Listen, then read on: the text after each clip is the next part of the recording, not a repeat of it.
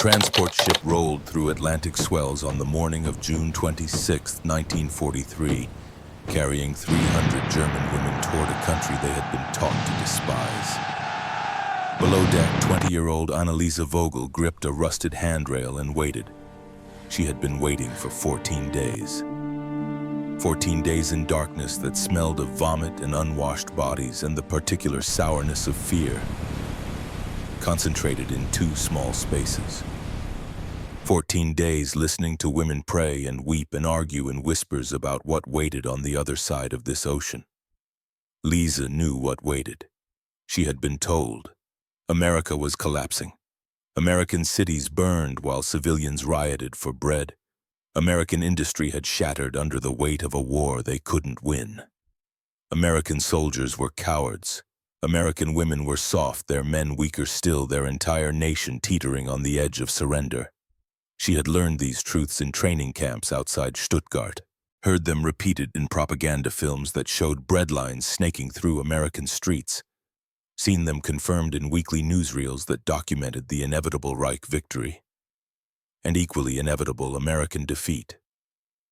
The journey to this ship had begun 3 weeks earlier, though it felt like years. May 12, 1943.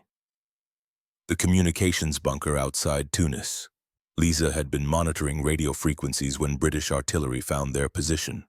The world had exploded into noise and smoke and the wet sound of a body hitting concrete beside her. She had stumbled from the rubble with hands raised and ears ringing and someone else's blood drying stiff on her uniform. The British soldiers who captured her group of 30 women had been professional. Not kind, but not cruel. They searched thoroughly. Took her knife, her iron cross, the photograph of her family she kept folded in her breast pocket. Loaded them onto trucks bound for temporary camps that smelled of canvas and desperation. 2 weeks in Tunisia. Heat and dysentery and the slow realization that the Africa campaign was over. That Germany had lost. That nearly 250,000 soldiers had surrendered and she was one of them. Then the announcement: transport to America. Some prisoners had celebrated. America meant distance from combat, from the grinding machinery of war. Others had reacted with dread, believing the stories about American savagery. Lisa hadn't known what to believe. She was 20 years old and had already seen propaganda dissolve into reality too many times to trust anything completely. But still, the conditioning ran deep. America was the enemy. America was weak. America was dying. These certainties had sustained her through the confusion of surrender and the chaos of the holding camps. They sustained her still as the ship rolled through dark water toward a destination she couldn't imagine. Except something had shifted during these 14 days at sea.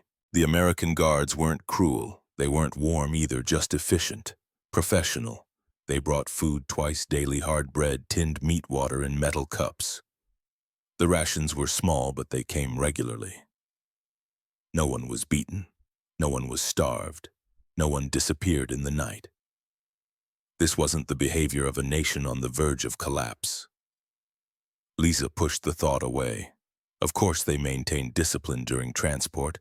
Of course they avoided obvious cruelty where international observers might notice. The real America would reveal itself soon enough. The real punishment would come when they docked and the mobs gathered. She had prepared herself, made peace with whatever came next. The woman beside her had other ideas. "They're letting us on deck," Schwester Katharina Brenner said quietly. "Small groups to see the harbor." Lisa turned. Katharina was 45, a former schoolteacher turned auxiliary nurse who had surrendered with Lisa's unit.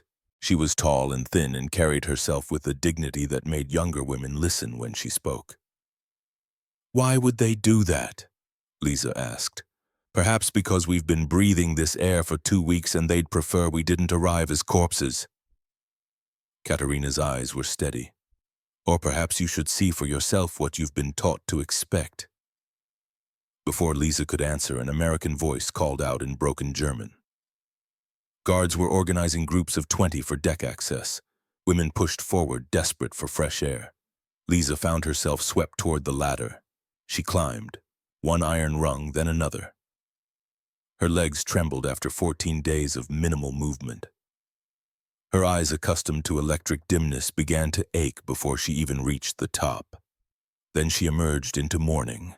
The light hit like a physical blow.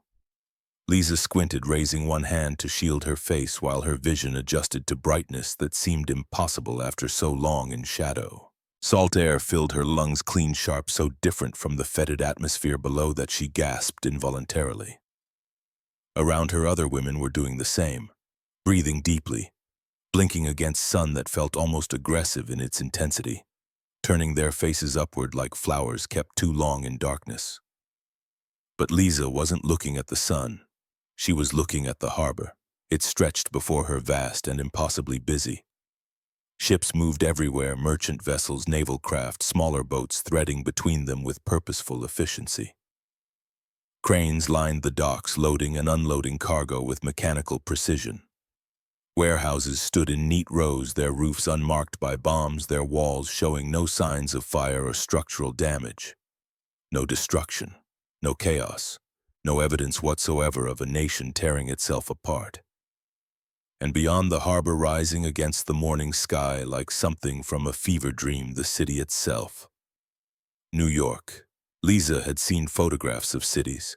Berlin, Hamburg, Frankfurt, all familiar, all European in scale and architectural language. She understood cities, knew their rhythms and dimensions. This was something else entirely. Buildings rose with an aggression that defied gravity. Not just tall, but soaring, climbing toward the sky with glass and steel confidence. Each structure seemed to compete with its neighbors for dominance, for height, for the right to claim the skyline. Windows caught morning sun and threw it back in fragments that made her eyes water. No bomb damage, no burned-out shells, no rubble-filled streets or collapsed facades or any of the destruction that should have been there if the propaganda films were true. Just prosperity, just industry, just the undeniable evidence of a nation that wasn't collapsing at all. Someone behind Lisa whispered in German, "Das kann nicht wahr sein." This cannot be real. But it was real, devastatingly, impossibly real. The realization moved through the group like a physical force. Women who had been murmuring moments before fell silent. Young Brigitte Werner, barely 18, began crying quietly. Others stared with expressions mixing confusion and anger and the first terrible seeds of comprehension. If they had lied about this, if America wasn't dying but thriving, what else was a lie? The question terrified Lise more than any threat of mob violence could have. An American officer appeared on deck, middle-aged, trim, wearing his uniform with casual authority. He waited until he had their attention, then spoke through a translator. "You will be processed at Camp Shanks in New York State. From there you will be transferred to permanent camps in various locations. You will be treated in accordance with the Geneva Convention. You will be fed, clothed, housed, and given work details appropriate to your status." He paused, letting the translator catch up. "Any prisoner attempting escape will be shot. Any prisoner causing disruption will be disciplined. Otherwise, you will find your captivity bearable." The word hung in salt air. Bearable. The harbor continued its operations around them, indifferent to their presence. The city rose behind it, testament to industrial capacity they had been told didn't exist. The cognitive dissonance was almost physical, a grinding sensation in Lisa's chest that made proper breathing difficult. Their training insisted this wasn't possible. Their eyes provided irrefutable evidence that it was. The ship docked at a military facility. Guards organized prisoners into groups of 50, moving them down gangplanks onto American soil. Lisa walked carefully, legs uncertain after 14 days at sea, mind still struggling with what she had witnessed. Processing took hours. They stood in lines that moved with bureaucratic slowness through a series of stations. Names recorded in thick ledgers, ranks verified against German military records that American intelligence had somehow acquired. Medical examinations, cursory but thorough enough to identify anyone requiring immediate treatment. Then delousing, showers with harsh soap that stung skin but felt like luxury after weeks of accumulated grime. Lisa stood under hot water and felt muscles relax that had been tensed since the moment of surrender. The simple abundance of it, hot water, real soap time, enough to actually get clean. They were prisoners, enemies. Yet being treated better than many had been treated by their own army in the desert. The contradiction was crushing. Clean uniforms came next, American-made, marked clearly with POW stenciled on backs and trouser legs. They were given boots not new but serviceable and thin jackets against weather they couldn't yet imagine. Lisa dressed slowly, noting fabric quality, functional design. Even prisoner uniforms were better than what many German units had been issued by 1943. Every detail contradicted what she had been taught. Then came the moment that would haunt her for months. A Red Cross official, an older woman with kind eyes and efficient movements, was distributing items at the final processing station.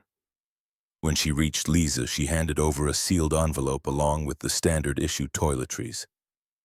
"From your family," the woman said in careful German.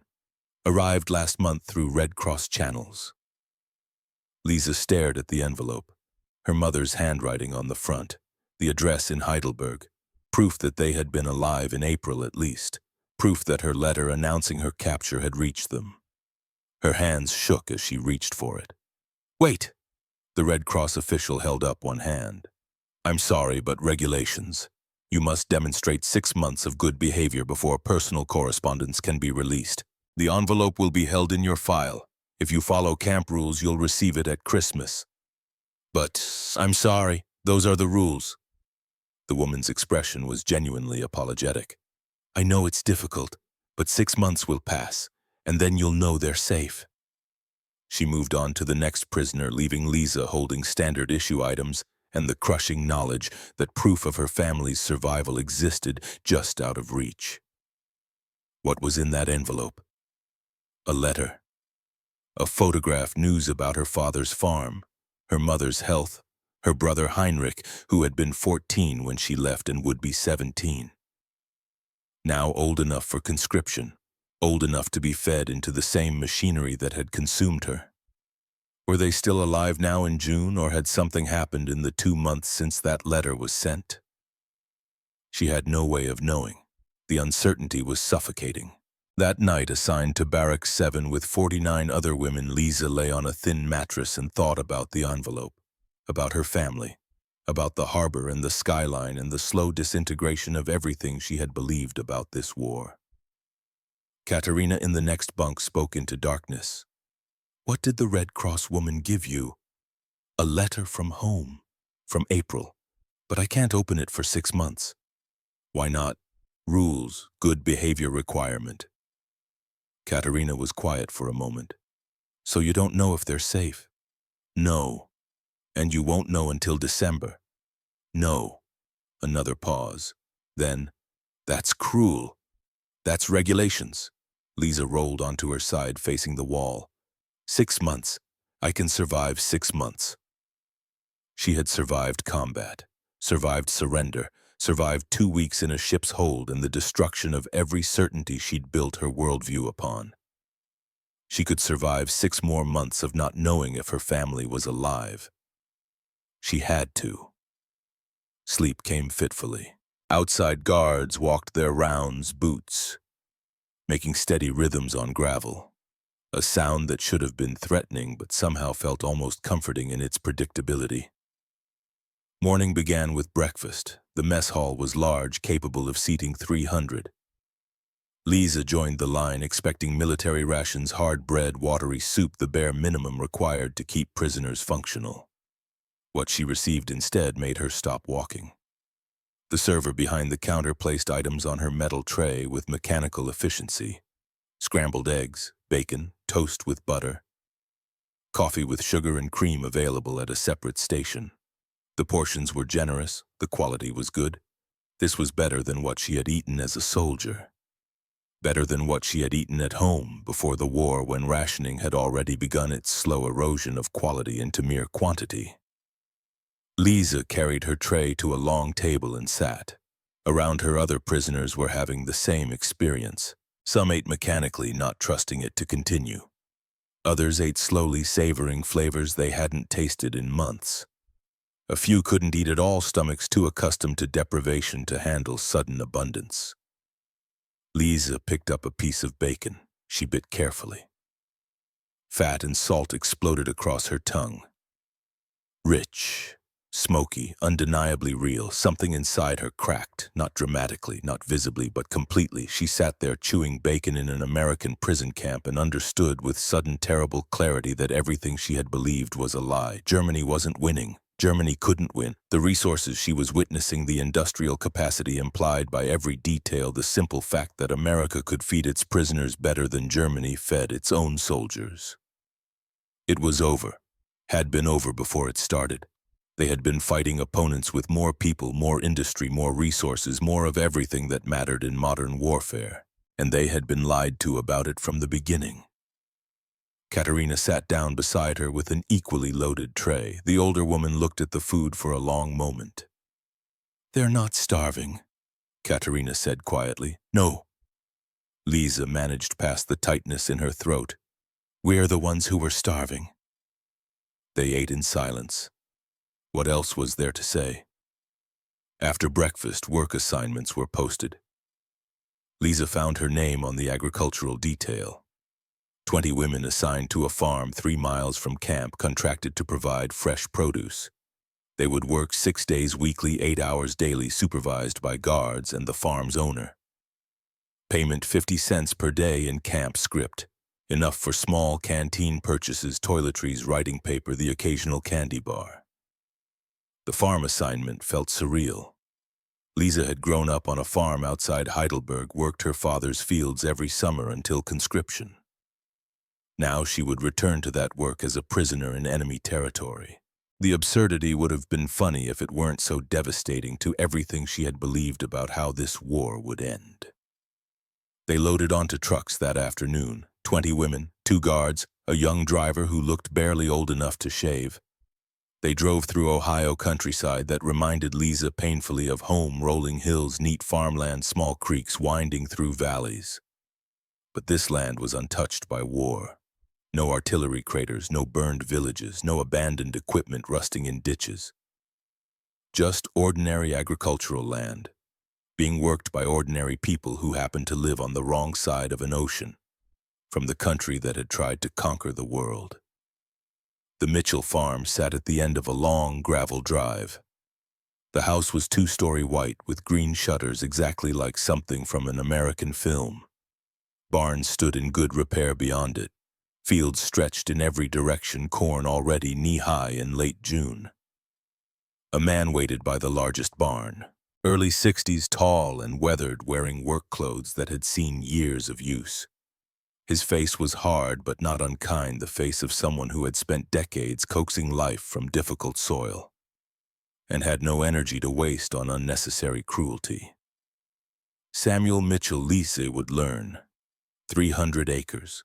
1 son serving with infantry in Europe, husband to a woman who would change everything Lisa understood about enemies. But that would come later. For now, Samuel just looked at 20 German women climbing from trucks and seemed to be calculating how much work could reasonably be expected from people who looked half-starved. The translator, Corporal Henderson, stepped forward. "Mr. Mitchell, these are the workers assigned to your farm." Samuel nodded. His eyes moved across the group, assessing but not cruel. "You'll work the corn today," he said. His voice was rough with age but clear. "Weeding between rows. You'll do what I tell you when I tell you how I tell you. No laziness, no sabotage. You work fair, you'll be treated fair." Henderson translated. The women nodded. What choice did they have? Samuel studied them a moment longer, then jerked his head toward the fields. "Daylight's wasting." They worked. The labor was hard but familiar. Lisa found herself in a corn row, hoe in hand, moving between plants with practiced efficiency her father had taught her. The sun climbed. Temperature rose. Her muscles, weakened by months of poor food and inactivity, protested every movement. But the work felt almost therapeutic, simple, purposeful, disconnected from war and violence and propaganda. At noon, a woman appeared from the house carrying baskets. She was early 60s, shorter than Samuel, gray hair pulled back practically. Her dress was simple but clean. Her face showed the same weathered competence as her husband's, but with something softer around the eyes. Rosa Mitchell. She set baskets on a wooden table near the barn and began unpacking without ceremony. Sandwiches, thick bread with ham and cheese, apples, cookies, a large thermos of lemonade in metal cups. 15 minutes, Samuel called. Henderson translated. The women moved toward shade movements, slow and careful. None quite believed the food was real until they held it. Lisa accepted a sandwich from Rosa. Their eyes met briefly. Rosa's expression was neutral, not hostile, but not friendly. Just a woman feeding workers because that was what decent people did. "Thank you," Lisa said in broken English. Rosa nodded once and continued distribution. Lisa found a spot against the barn wall. The bread was fresh, the ham thick, the cheese real. She tried to remember the last time she had eaten this well. Before the war, certainly. Maybe not since 1939. She ate slowly and tried not to think about her mother and father and brother back in Heidelberg eating whatever meager rations the Reich provided. Tried not to feel guilty for abundance while her family went hungry. The contradiction was crushing. Work resumed through the afternoon. By evening, when they loaded back onto trucks, Lisa was exhausted but oddly satisfied. The labor had been honest, the treatment fair, no beatings, no curses, no deliberate cruelty, just work and food and return to camp. That night, as she lay in her bunk, Lisa thought about the envelope locked away in some administrative office, about her family's words so close yet unreachable, about the harbor and the skyline and the bacon and the sandwich and every detail that contradicted what she had been taught. And she thought about the question that had been growing since the moment she saw New York. If they lied about America, what else was a lie? She had 6 months to wait for the envelope. 6 months to work and watch and slowly understand that the enemy wasn't what she had been promised. 6 months to begin the transformation from believer to something else entirely. The journey had begun the moment she saw the skyline, but she didn't know yet where it would end. July became August, became September. The rhythm of farm work established itself with a regularity that felt almost surreal.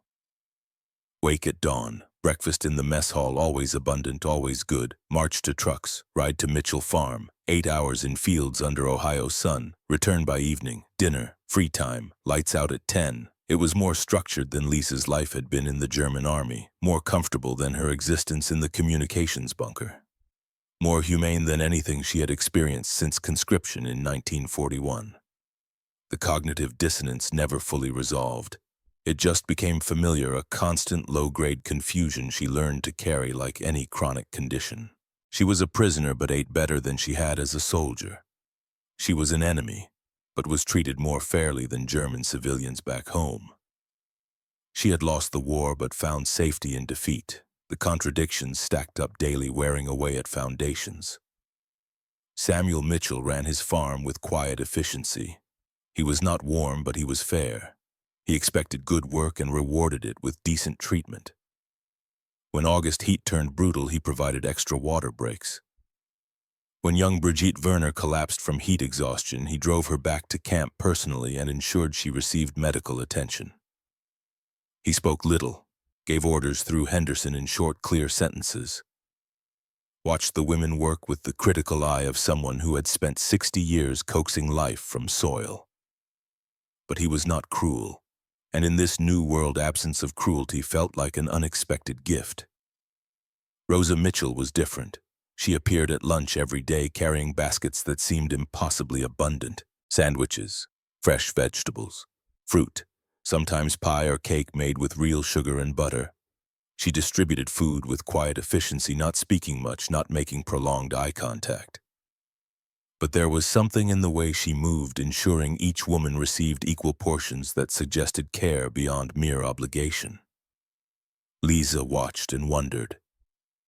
Rosa had to know her son was fighting in Europe, had to know that the women she fed might have been shooting at American soldiers just months ago, had to carry that knowledge every time she unpacked her baskets. Yet she came, every day, With food and lemonade and quiet dignity, the work itself became meditative. Lisa's body remembered rhythms her father had taught: the proper hoe angle, careful thinning of seedlings, back-breaking harvest labor in late August. Her hands developed new calluses over old ones. Her shoulders grew stronger. Her face and arms tanned despite the hat Samuel provided. She became in some strange way a farmer again. Not a soldier, not a prisoner, just someone who planted and weeded and harvested and found peace in the simplicity of it. Other women adapted differently. Katerina worked with the same quiet competence she applied to everything, turning farm labor into lessons about soil and plants that she shared during truck rides back to camp. Brigitte threw herself into work with desperate intensity, as if hard labor could atone for propaganda she had believed. But Gertrude Steiner and her group of 5 refused to adapt at all. Gertrude was 38, an Oberscharführerin who had served in administrative roles and never lost the rigid certainty of a true believer. She worked the minimum required to avoid punishment, spoke only to her loyalists, and watched other prisoners with undisguised contempt. "Collaborators," she hissed one evening in the barracks, loud enough for several bunks to hear. "Traitors who smile at the enemy and forget what we're fighting for." Lisa ignored her. What could she say that the enemy fed them better than their own side had? That Americans treated them according to law while the Reich had sent them to die with inadequate supplies? Gertrude wouldn't hear it. Her entire worldview depended on American weakness and German superiority, and inevitable victory that would come any day to rescue them from this temporary captivity. Lisa had believed those things too once.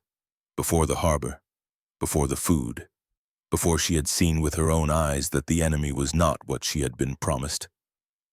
Now she just put her head down and worked and counted the days until December, when she could finally open the envelope from home.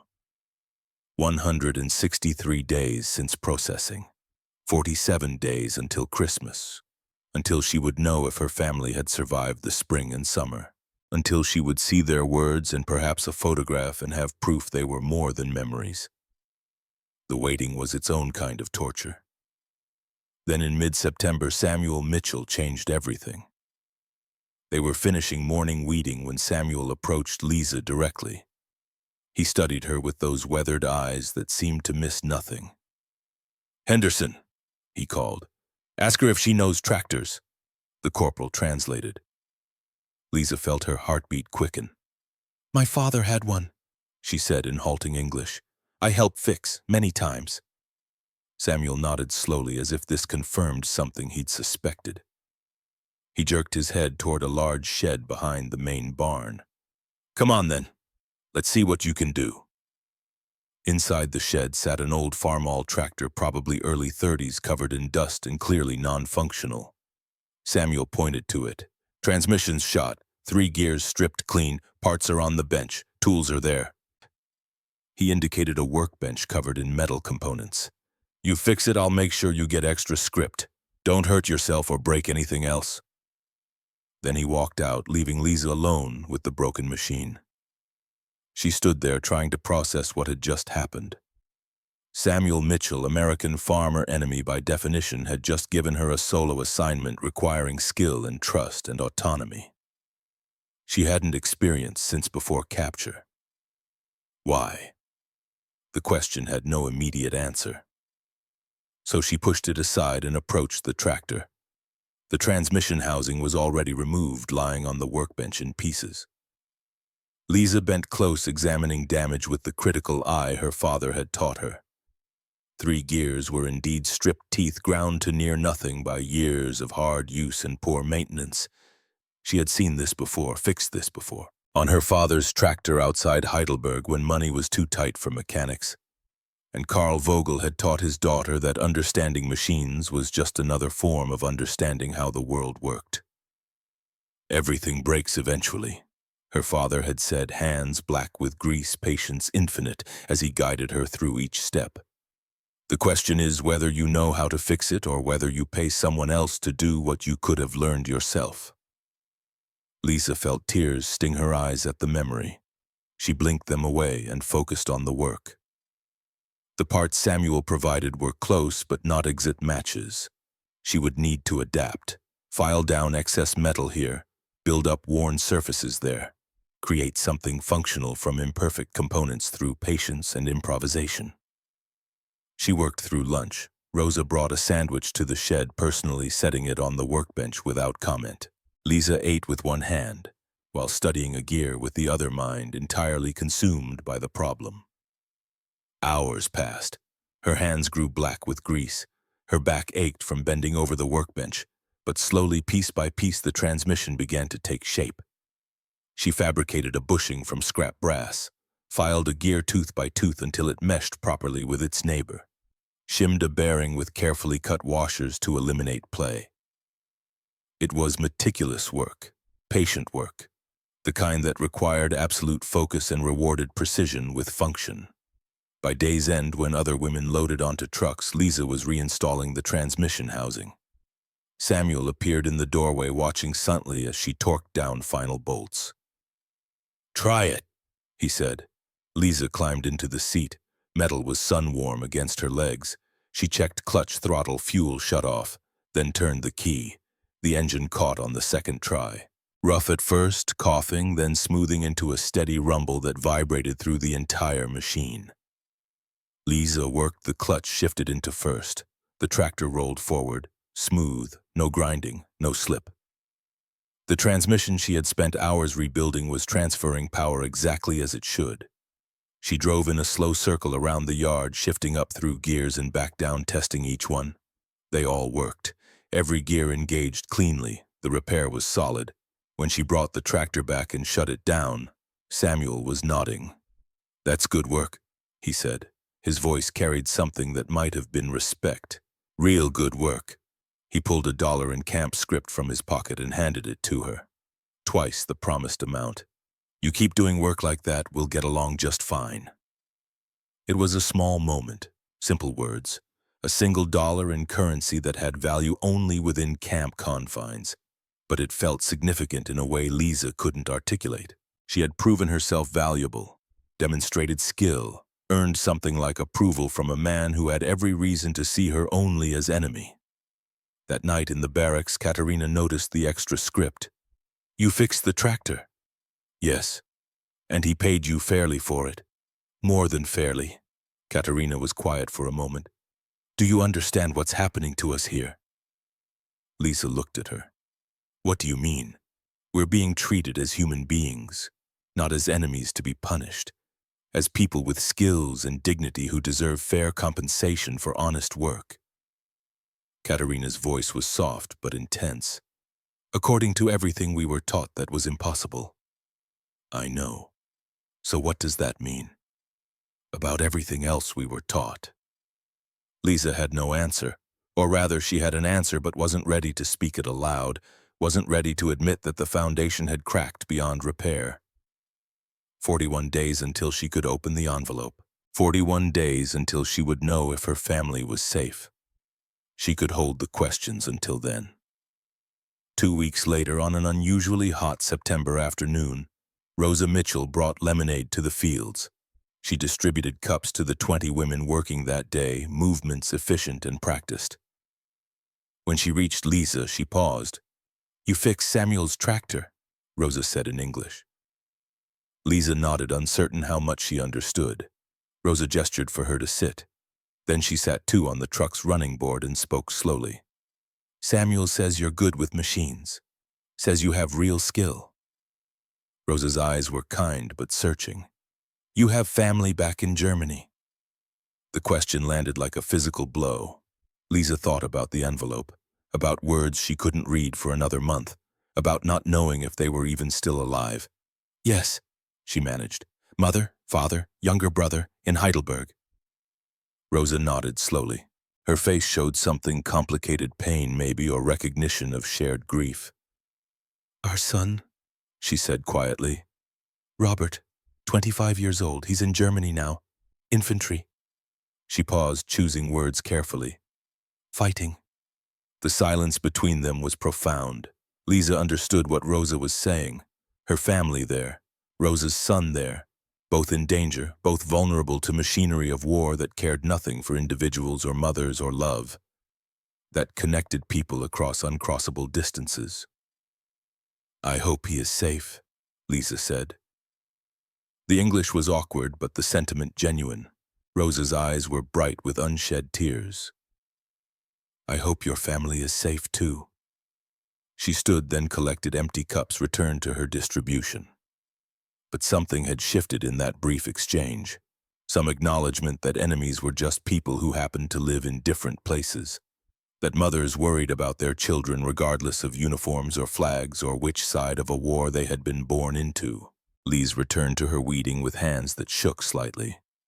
She thought about her mother Margaret, who would be 52 now, who had cried when Lisa enlisted, whose letters had arrived irregularly, always heavily censored, whose words waited in a sealed envelope Lisa wasn't permitted to read. She thought about her father Karl, who had taught her to fix tractors and find dignity in honest work, who had never supported the Reich but kept his head down because speaking truth in Germany circa 1941 was a luxury only the suicidal could afford.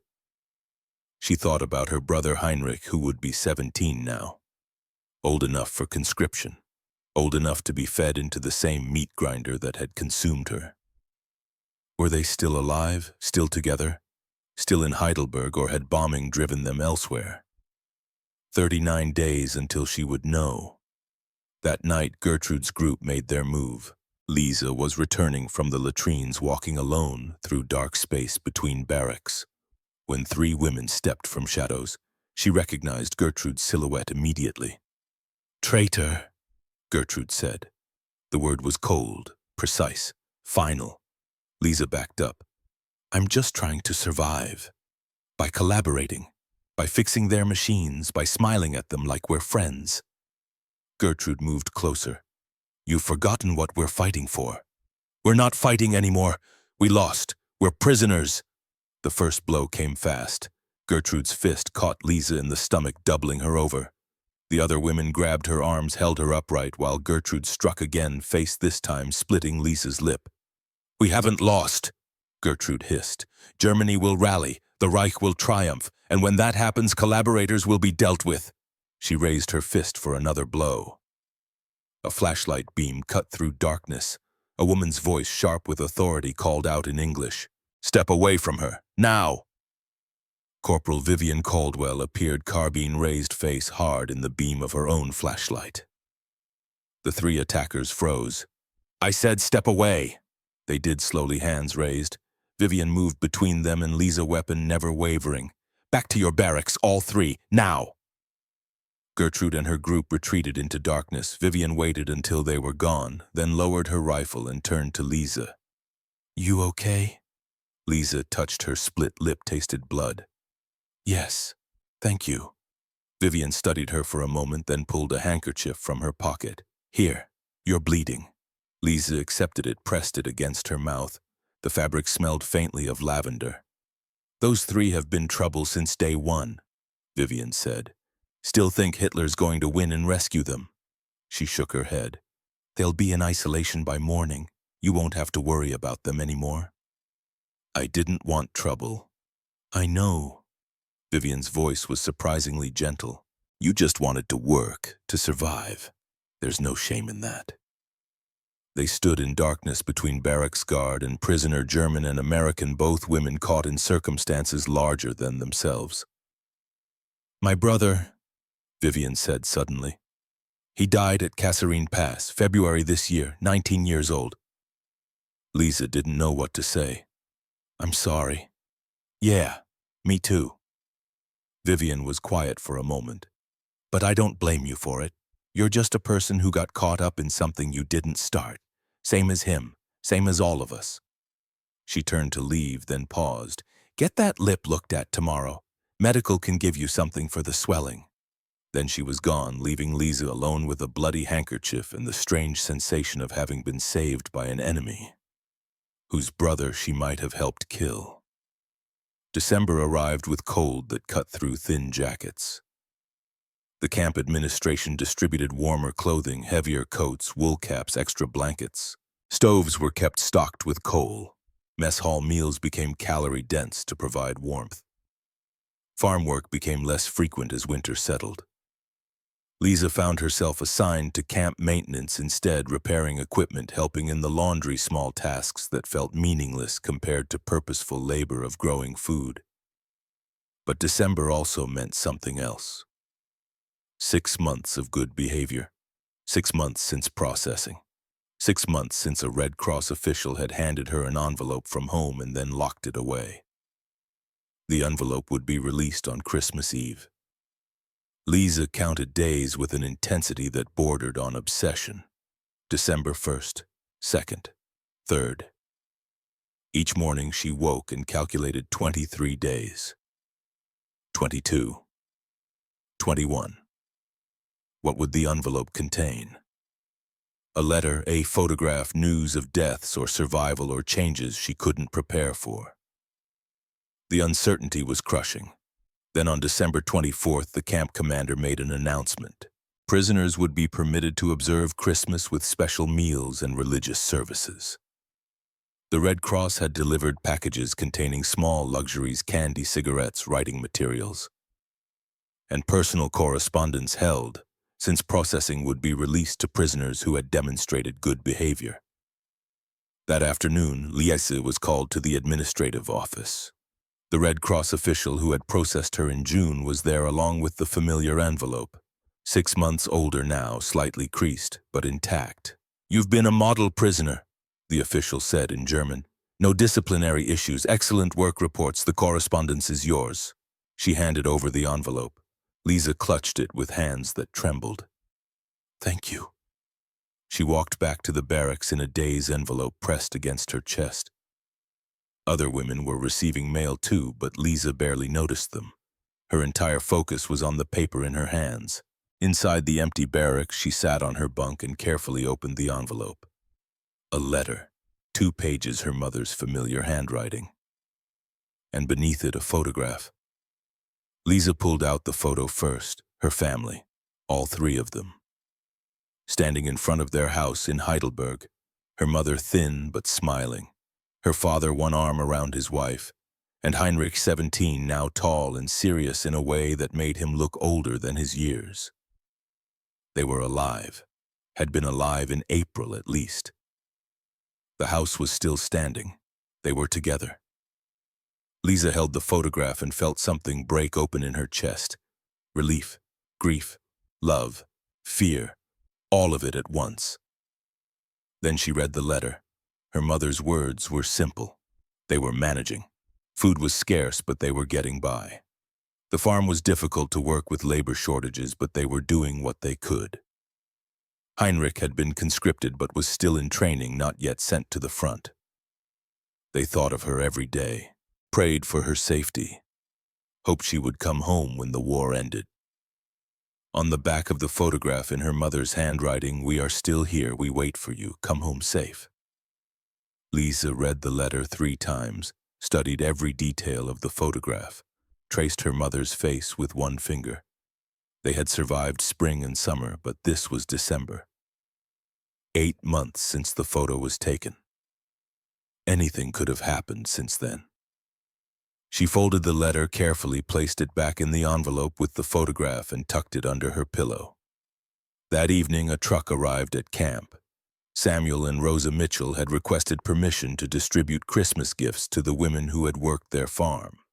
The camp commander had granted it. The 20 prisoners were assembled in a small rec room. Samuel and Rosa moved through them, handing each woman an identical package, small, light, wrapped in brown paper. When Rosa reached Lisa, she pressed the package into her hands and leaned close. "Merry Christmas," she said softly. "May you go home soon and safe." Lisa clutched the package, unable to speak past sudden tightness in her throat. Later, alone in her bunk with the photograph of her family nearby, Lisa unwrapped Rosa's gift. Inside were wool gloves, hand-knitted, thick and warm and clearly made with skill and time, and tucked inside one glove a small folded note. Lisa opened it. The English was simple enough to read. "For when you go home, may your hands build, not destroy. May you find peace. R.M."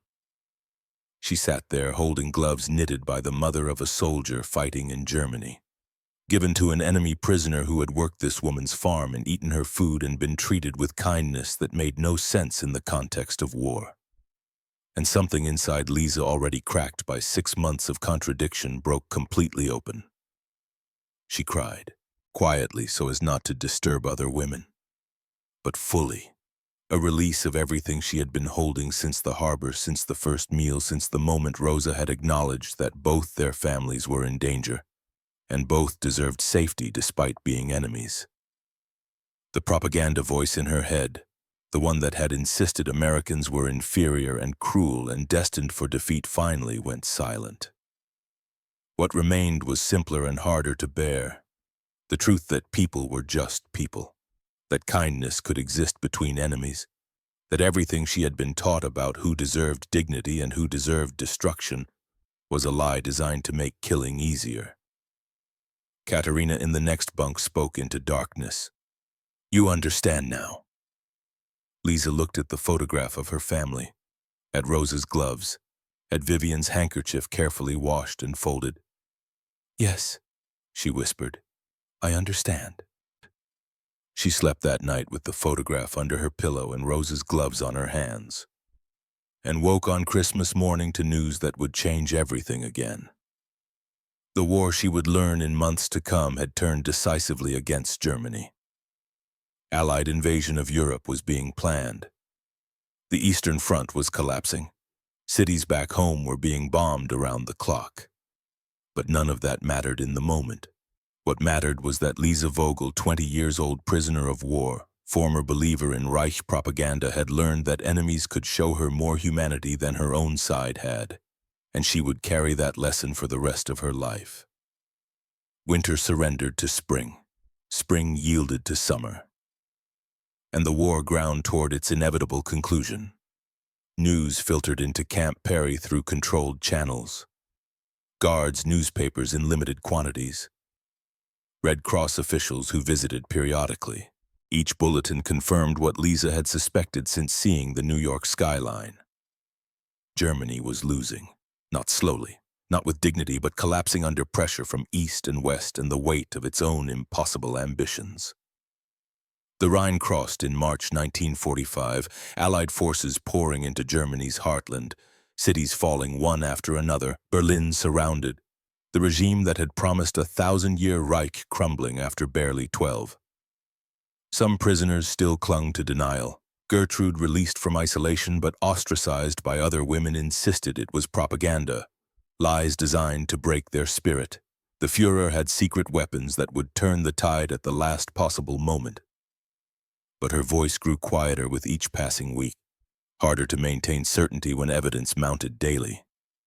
Lisa stopped listening to Gertrude entirely, stopped engaging with competing narratives that had consumed so much mental energy during her first months of captivity. She worked, wrote letters to her family that sometimes received brief responses, always heavily censored. Read what books the camp library offered. Waited. She had received 3 more letters from home since Christmas. Her family was still alive, still together, still in Heidelberg. But the letters were growing shorter, more heavily redacted, full of things unsaid that spoke volumes about conditions deteriorating back home. The guilt was constant. She ate well while they starved. She slept safely while they huddled in bomb shelters. She worked in peaceful Ohio fields while Heinrich, now 18, and sent to the Eastern Front according to her mother's March letter, fought and possibly died in ways Lisa couldn't bear to imagine. The contradiction of being safer as a prisoner than her family was as civilians never stopped feeling wrong. Then on May 8, 1945, the announcement came. Germany had surrendered, unconditionally. The war in Europe was over. The camp gathered in the mess hall to hear the news read officially. 300 women standing in near total silence while the camp commander spoke through a translator who could barely keep emotion from his voice.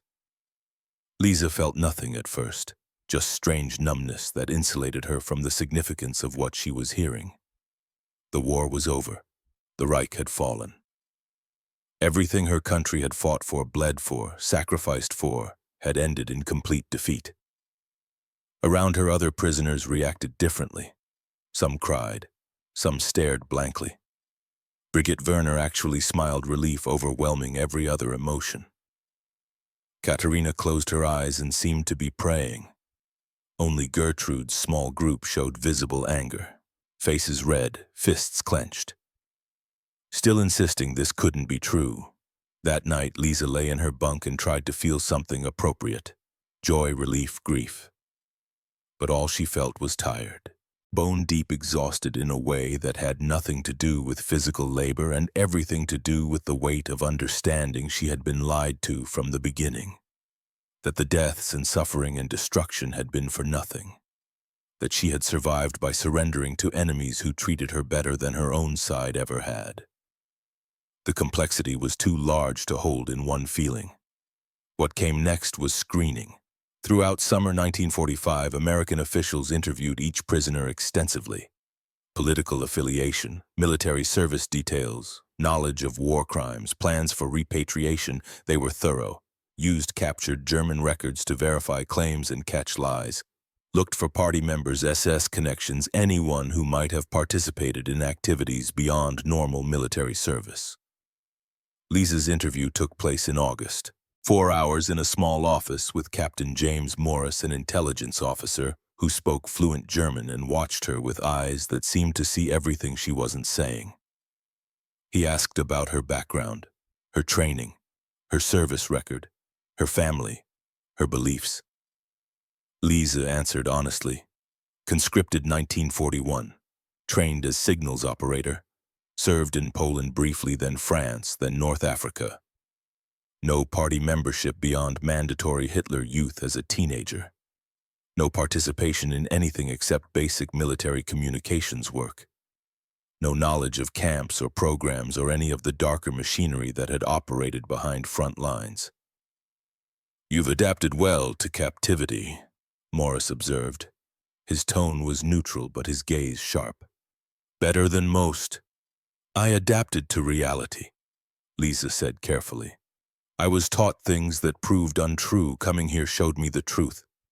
And what truth was that? That we were fighting a war we couldn't win. That our enemies were not what we'd been told. That ordinary decency exists regardless of nationality. Morris made notes. "Do you intend to return to Germany?" "It's my home. My family is there." "And politically, what will you do in occupied Germany?" Lisa met his eyes. "Rebuild. Help my family. Live quietly. I've seen enough of politics and war." He studied her for a long moment, then closed his file. "You'll be cleared for repatriation, probably within 6 months. Continue your current routine until notified." 6 months became 8. Lisa continued working, continued writing letters, continued waiting. The camp's population slowly declined as prisoners left in groups loaded onto trains bound for ships bound for Europe. Barracks emptied. Routines continued with fewer participants. In January 1946, Lisa's name appeared on a repatriation list. She had 2 weeks to prepare. To collect her few belongings, Rosa's gloves now worn but treasured. Vivian's handkerchief carefully preserved. The photograph of her family. Letters accumulated over nearly 3 years. The small tools Samuel had given her as gifts for various repairs. On the final Saturday before her scheduled departure, Samuel and Rosa Mitchell came to the camp. They had requested permission to see the women who had worked their farm one last time, to say proper goodbyes, to offer what small help they could as these enemies returned to a homeland none of them could imagine anymore. The meeting took place in the same rec room where Christmas gifts had been distributed. 20 women, most on repatriation lists, waiting with awkward uncertainty.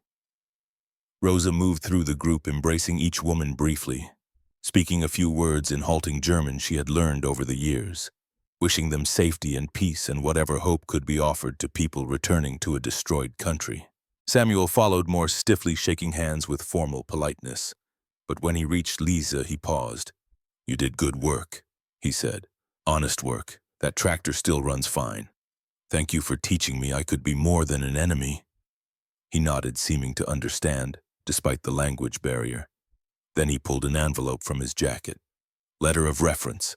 For the occupation authorities. Says you're a skilled worker, honest, reliable. Might help you get started again." Lisa accepted it with trembling hands, a letter of recommendation from an American farmer.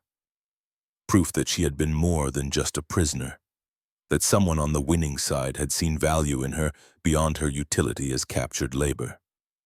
And this? Rosa stepped forward, pressing a small cloth bag into Lisa's hands.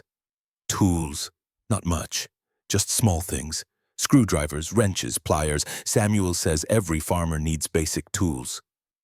The gift was impossibly generous. Tools were scarce everywhere, valuable, necessary. And here were these Americans giving them freely to an enemy who had worked their land because she had no choice. I don't, Lisa's voice broke. I don't know how to thank you. You don't need to. Rosa's eyes were bright with tears. You worked hard. You were kind. You were just a young woman caught in something terrible. She paused. Robert came home 2 months ago, wounded but alive. I thank God every day. I hope your family is whole too. The parallel again. The acknowledgement that both families had survived despite being on opposite sides, that mothers worried about children regardless of uniforms or flags or which nation had won. Lisa looked down at the gloves she still wore, now threadbare but irreplaceable, at the tools in her hands, at Samuel's letter of reference. Enemies had given her more practical kindness than her own government had. The truth of it was staggering. If you ever need anything, Samuel said gruffly, after things settle, you write to us, understand? Lisa nodded, unable to speak past the tightness in her throat. They left shortly after, Rosa with one final embrace, Samuel with a firm handshake. Both returning to their farm and their lives and their son who had survived a war that killed millions. Lisa stood holding tools and a letter of reference and the impossible gift of having been seen as human by people who had every reason to see her only as enemy. The journey home began 5 days later. Train to New York, processing at Camp Shanks, loading onto a transport ship less crowded than the one that had brought her but carrying the same atmosphere of uncertainty and fear. Lisa stood on deck as the ship left harbor. The same harbor she had seen in June 1943, the same skyline that had shattered every certainty she'd carried from Germany. It looked exactly the same, tall, intact, prosperous. Testament to industrial might and resources that had won the war before the first shot was fired. She watched it recede and tried to imagine what she would find on the other side of this ocean. The crossing took 14 days. This time the women had proper berths, adequate food, medical care if needed, treatment reflecting their status as repatriated prisoners rather than dangerous enemies. Even in defeat, even going home to ruins, they were being handled with more care than Germany had shown its own soldiers. The ship docked at Bremen in March 1946. Lisa disembarked into a Germany she barely recognized. The port was functional but showed everywhere the marks of war. Buildings stood as hollow shells, windows, empty walls blackened by fire. Debris had been cleared from main streets but remained piled in vacant lots. People moved through ruins with faces showing exhaustion and grim determination, and an absence of hope that was more frightening than any physical destruction. This was what she had fought to defend. This was what her sacrifice had purchased, not victory, not glory, just rubble and hunger and crushing weight of total defeat. The visual contrast was devastating. New York in 1943 intact, thriving, towering. Bremen in 1946 shattered, barely functioning, destroyed. The difference between a nation that had won and a nation that had lost. Between a country that had built and a country that had destroyed itself through arrogance and lies. Lisa walked through ruins carrying her bag and Samuel's tools and tried to process the scope of devastation. The train to Heidelberg took 3 days. Routes were still damaged, requiring detours through whatever track remained functional. The journey that would have taken hours before the war now consumed days of slow travel through a landscape showing war's passage at every kilometer. Destroyed bridges, burned villages, fields cratered by artillery, abandoned military equipment slowly rusting, and everywhere displaced persons walking with everything they owned in bundles on their backs. Refugees from the East, survivors of bombing, orphans, widows, the human wreckage of a war that had consumed an entire continent. Heidelberg had fared better than some cities. The old town center had survived relatively intact, but the outskirts showed heavy damage. Factories destroyed, rail yards bombed, residential areas reduced to rubble. Lisa's family had lived on the edge of town near her father's farm. She walked from the station through streets she remembered now marked by destruction she couldn't have imagined. The farm itself was damaged but standing. The barn had partially collapsed. Fields were overgrown, clearly not worked properly in years. Equipment sat rusted and broken, but the house still stood, windows blown out and replaced with boards, roof patched with mismatched materials, but standing. Lisa knocked. Her mother opened the door. For a moment, Margareta Vogel just stared, as if unable to believe her daughter was real. As if nearly 3 years of uncertainty and censored letters and constant fear had made it impossible to trust that this moment was actually happening. Then she pulled Lise inside with a strength that seemed impossible for someone so thin, so aged, so clearly marked by suffering. Lisa held her mother and felt how much weight had been lost, felt trembling that spoke of malnutrition and stress and years of barely surviving. Her father appeared from another room. Karl Vogel, who had taught her to fix tractors, now limping badly. His left leg, she would learn, had been crushed in a bombing raid while doing forced labor in a factory. The injury had been treated poorly. He would walk with a cane for the rest of his life. And her brother, Heinrich, 18 now instead of 14. Tall and gaunt and carrying the hollow look of someone who had seen too much too young. He had been conscripted into the Volkssturm in the final desperate months, had fought in Berlin, had surrendered when the city fell, had somehow made it home through chaos of collapse and occupation. They sat in the kitchen that night, the same kitchen Lisa had dreamed about during endless days in Ohio fields. But smaller than she remembered, colder, marked by shortages and damage. She told them a sanitized version of her captivity. Couldn't explain being treated humanely by enemies. Couldn't describe the abundance she had experienced while they starved. Couldn't admit she had been safer and better fed as a prisoner than they had been as German civilians. The guilt was crushing. Her mother served what food they had, watery soup, bread that was more sawdust than flour, a tiny portion of preserved vegetables. It was less than any single meal she had eaten in Camp Perry. Lisa ate and tried not to cry. "At least you survived," her mother said quietly. "That's what matters, you came home." But had she? The Germany she returned to bore no resemblance to the one she'd left. The family she'd known had been transformed by suffering. The certainties she'd carried were gone. She was home, but home had become a foreign country. Rebuilding began slowly. Lisa used Samuel's tools to repair what she could, fixed the plow, patched the barn roof, got their ancient tractor running again through improvisation and skills learned fixing American equipment. She found work as a translator. The American occupation forces needed Germans who spoke English. Samuel's letter of reference declaring her honest and skilled and someone who had worked faithfully even as an enemy prisoner carried weight with the military government. It was controversial work. Some Germans saw cooperation with occupiers as betrayal. But Lisa had learned in Ohio that enemies were just people, that cooperation was survival, that rebuilding required pragmatism over ideology.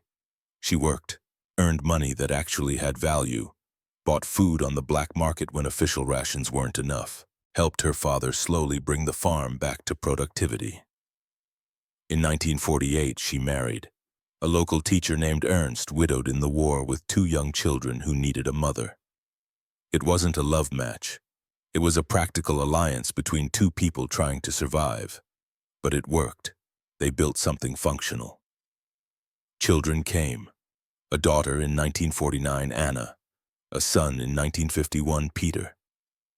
Lisa raised them in a Germany slowly, painfully transforming. Democracy instead of dictatorship. Reconstruction instead of conquest. Peace instead of endless war. And she wrote to Rosa Mitchell. The first letter went out in late 1946. Short, careful, letting the Mitchells know she had made it home safely, that her family had survived, that she was using their tools to rebuild. Rosa's reply came 4 months later. Samuel was well. The farm was prosperous. Robert had recovered from his wounds and married a local girl. They were expecting their first grandchild. The correspondence continued. Annual letters at first, then more frequently. Family photographs exchanged. Updates on crops and children and the slow work of living in a world being pieced back together. In 1952, Rosa sent a photograph of Samuel standing beside the Farmall tractor. "Still runs fine," her letter said. "Hasn't given us a day of trouble since you fixed it. Samuel says to tell you that good work lasts." Lisa kept the photograph in a small box with other treasures. Rosa's gloves worn thin but still functional. Vivian's handkerchief. The photograph of her family from April 1943. The letters that accumulated year by year. Evidence that enemies could become something more. That ordinary human decency could transcend divisions that nations created. The years passed with the strange acceleration that comes with routine. The 1950s became the 1960s. Germany rebuilt. The economy recovered. Immediate privations of war gave way to prosperity that felt almost surreal. Lisa's children grew.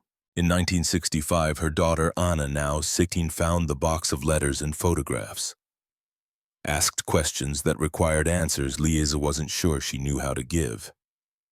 One evening, Anna held up Rosa's gloves. "Why do you keep these? They're so old, so worn." Lisa took them gently. The wool was pilled, fingers worn through in places, but they were still the gloves Rosa Mitchell had knitted for an enemy prisoner. "Because they remind me of an important lesson." What lesson? How to explain how to tell a teenager born into peace what her mother had learned in captivity. "I was taught that our enemies were monsters," Lise said slowly. "That Americans were weak and cruel and deserved to be destroyed. I believed it. I fought for it. And then I was captured, and everything I had been taught was proven false." Anna listened with the intensity of youth discovering that parents had lives before parenthood. The woman who made these gloves, her son was fighting in Germany, fighting people like me. But she treated me with kindness anyway. She fed me, gave me work, gave me these gloves and told me to use my hands to build, not destroy. She was American. Yes, American, the enemy. Except she wasn't an enemy, she was just a woman, a mother, someone who understood that I was a person, not a monster.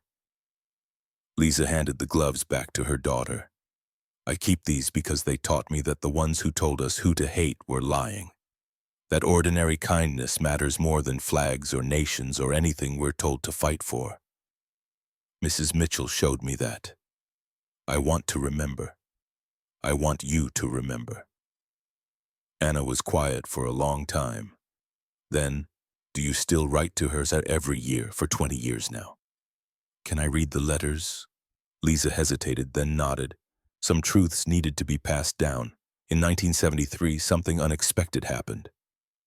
Lisa received a letter from Rosa containing an unusual request. Robert, now in his 50s, was planning a trip to Europe with his wife. Could they visit Heidelberg? Could they meet the woman who had worked their family farm during the war? Lisa wrote back immediately. Yes, of course. They would be welcome. The visit happened in June. Robert and his wife Martha arrived with photographs and stories and a gift of tools to replace the ones Samuel had given Lisa nearly 30 years earlier. They spent 3 days together. 2 American couples and 1 German family sharing meals and memories, and the strange bond that forms between people connected by history's accidents. On the final evening, Robert asked the question Lisa had known was coming. "Did you ever... when you were in Germany during the war, did you ever shoot at American soldiers?" Lisa met his eyes. "I was a signals operator. I never fired a weapon in combat, but the messages I relayed helped coordinate defenses, helped direct artillery. So yes, indirectly I contributed to actions that killed American soldiers. Perhaps killed men you knew. I have to live with that." Robert was quiet for a moment. My mother said you were just a person caught in something terrible, that hating you wouldn't bring back the friends I lost, that understanding was harder than hatred but more important. Your mother was a wise woman. She still is. He smiled slightly. She wanted me to tell you something. She said forgiveness isn't forgetting. It's choosing to build instead of destroy. She said you taught her that too. When you fixed that tractor instead of sabotaging it. When you worked honestly even though you were an enemy. She said it showed her that people can choose decency even in the worst circumstances. Lisa felt tears on her face. Will you tell her I'm grateful that what she gave me was more valuable than food or shelter? She gave me back my humanity when I thought I'd lost it. They embraced before leaving, not as former enemies, not as victor and vanquished. Just as people who had survived and chosen not to let hatred define what came after. The years continued. The 1970s gave way to the 1980s. Lisa's children raised children of their own. Her grandchildren grew up in a united Europe, borders that once required armies to cross now permeable to anyone with a passport. In 1985, she received an invitation to speak at a German-American reconciliation event in Frankfurt.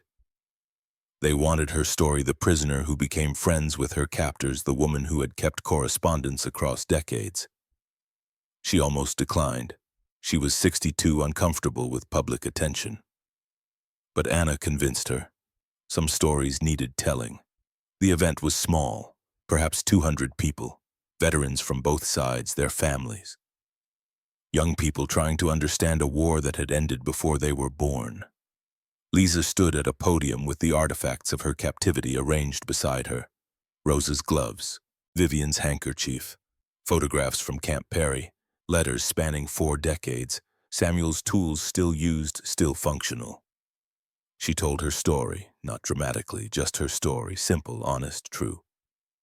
She told them about the harbor, the skyline, the cognitive dissonance of seeing prosperity where propaganda had promised collapse. She told them about the breakfast that broke her certainty, about Samuel's tractor and Rosa's lemonade and the Christmas gloves and the photograph she had waited 6 months to see. She told them about returning to rubble, about survivor's guilt, about rebuilding with American tools, about 40 years of letters proving that ordinary human connection could outlast divisions that nations created. And she told them what she had learned. I expected monsters, she said quietly. I found mothers. I expected starvation. I found abundance. I expected hatred. I found humanity. The lie was that we were different. The truth was that we were the same, just people trying to live and survive in a world that had gone mad. She held up Rosa's gloves. These gloves were knitted by the mother of a soldier fighting in Germany, given to a German prisoner who had worked her farm. She wrote me, "May your hands build, not destroy." That was 42 years ago. I've kept them every day since, not because they're warm, but because they remind me that kindness is a choice, that we can choose to see humanity in people we've been taught to hate, that building is harder than destroying but infinitely more important. The audience was silent. Some cried, some nodded, some just listened with the intensity of people hearing a truth they needed. Lisa finished simply. I was a prisoner of war. I lost my country, my certainty, my belief in everything I'd been taught, and in losing those things I gained something more valuable. I learned that war divides but kindness unites, that nations tell us who to hate but individuals show us who to love, that the enemy is never who we're told it is. The enemy is the lie that says some people deserve hatred more than others. That night, back in her apartment, Lisa wrote to Rosa. Dear friend, she began, the same way she had begun hundreds of letters over 42 years. She wrote about the event, about people who had listened, about hope that maybe the next generation would learn what hers had learned too late. She wrote about gratitude, for gloves and lemonade and tractor repairs and all the small kindnesses that had added up to something larger.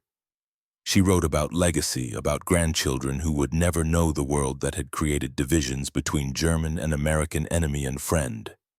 She wrote about love, Not romantic love, but the deeper love between people who had seen each other's humanity when the world insisted they were enemies. And she ended the same way she always ended. Thank you for seeing me when I could not see myself. Thank you for teaching me that kindness is stronger than hatred. Thank you for showing me that ordinary people can choose extraordinary decency. You saved my life in Ohio. You saved my soul in every letter since. I will remember until my last breath. Your friend Lisa. She sealed the envelope, addressed it in handwriting shakier now than at 20 but still clear. Still carrying 42 years of connection across an ocean that had once seemed impossibly vast. Lisa Vogel died 4 years later in 1989 at 66 years old. Her obituary mentioned her war service, her captivity, her work as a translator. But it didn't mention the transformation that happened in Ohio. The slow dissolution of propaganda into truth. The difficult learning that enemies were just people. But her children knew. Her grandchildren knew. They preserved her letters, kept the photographs, maintained connection with the Mitchell family that had outlasted war and geography. And every reason it shouldn't have existed. And they told the story. To their own children. To anyone who would listen. The story of a young woman who expected savages and found farmers. Who expected cruelty and found kindness. Who expected a collapsing nation and found abundance. The story of learning that everything you've been taught can be a lie. That truth is more complicated than propaganda. That ordinary people just want to live and love and raise children in peace. And that enemies given the chance can show you more humanity than your own side ever did. The lesson didn't end wars, didn't stop hatred, didn't solve the fundamental problems that make humans divide into us and them.